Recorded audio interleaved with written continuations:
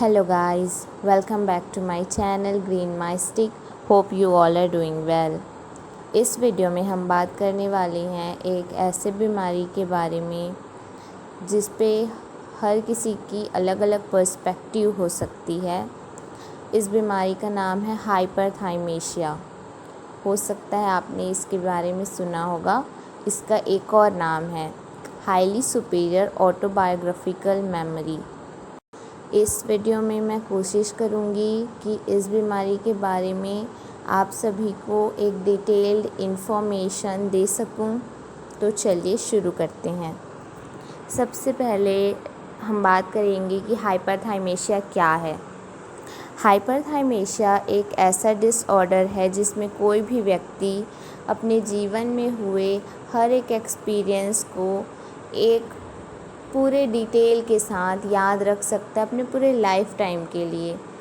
He will be not able to forget anything, any experience, चाहे वो अच्छे experience हो या बुरे एक्सपीरियंस हो। सो नॉर्मली क्या होता है, एक दिन हमारी किसी से लड़ाई हुई, दूसरे दिन हम उसे भूल जाते हैं, but for them it's totally different guys. वो लोग नहीं भूल सकते। If you hurt them they can't forget. This would be definitely hard for them to tackle with this kind of disorder. So let's talk about a story of a girl. Her name is Rebecca Sherock. So वो कहती है कि उसे याद है जब वो कुछ ही हफ्तों की थी, कुछ हफ्तों की, करीब 7-8 दिनों की। She was covered with a pink blanket and her parents were taking picture of her.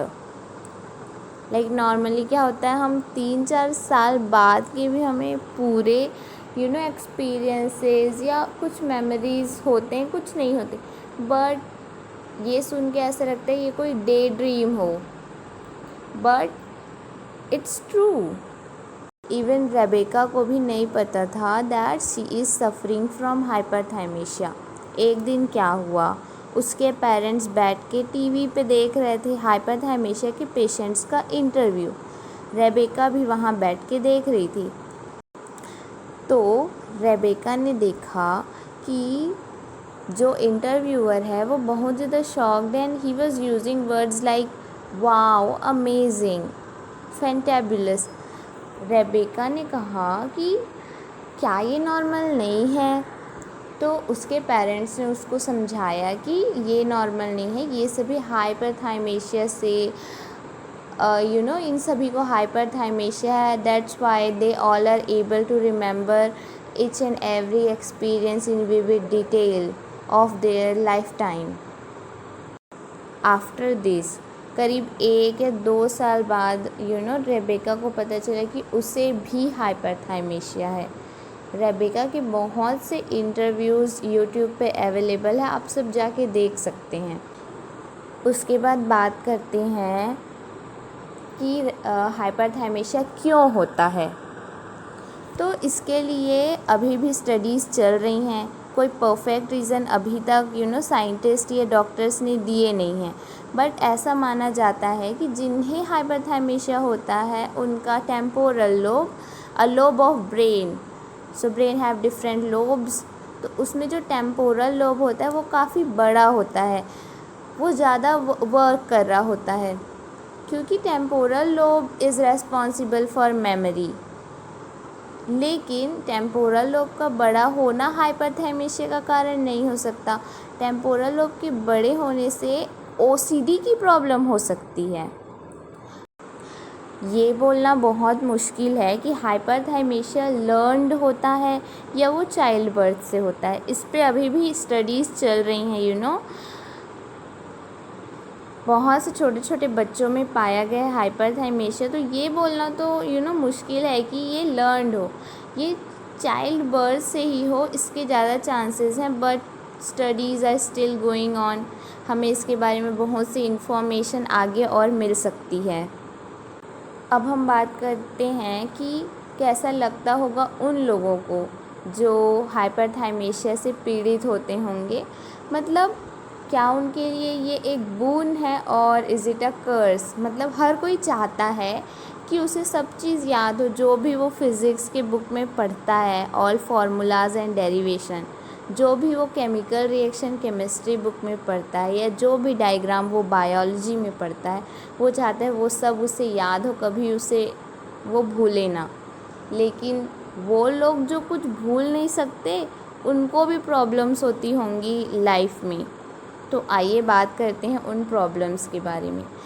Rebecca ने ही अपने एक इंटरव्यू में बताया है कि बिकॉज़ ऑफ दिस हाइपरथायमेशिया वो डिप्रेशन, इनसोम्निया का शिकार हो गई थी।